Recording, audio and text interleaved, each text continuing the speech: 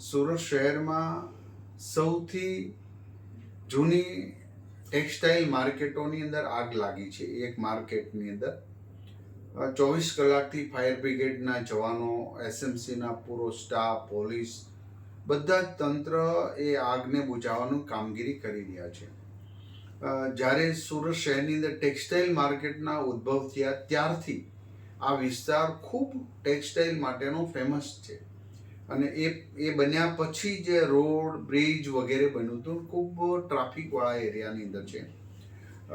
સુરત મહાનગરપાલિકાની ટીમ દ્વારા ખૂબ જહેમત દ્વારા આગ તો બુઝાવી દે છે, બુઝાઈ રહી છે, પરંતુ 2 કલાક 3 કલાક બાદમાં પાછી શરૂ થાય છે. કોઈક જગ્યાએ રહી ગયું તો પૂરા સ્ટ્રક્ચરને કેટલું નુકસાન થયું, શું થયું છે, એ બધું આગ બુઝાયા પછી તપાસ થશે.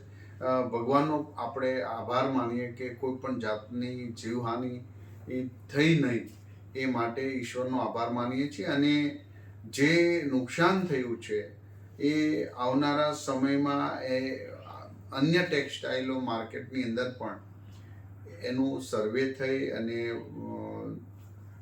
ફાયર પ્રૂફ અને ફાયર એનઓસી, ફાયર બુઝાવવાના સાધનો વગેરે તો છે, પણ વધુ અદ્યતન શું કરવું જોઈએ એની કોર્પોરેશન દ્વારા વગેરે ફાયર વિભાગ દ્વારા ગાઈડન્સ કરી અને આવા મોટા અકસ્માતો ન બને એવો એસએમસી દ્વારા પ્રયાસ થવો જોઈએ અને થશે.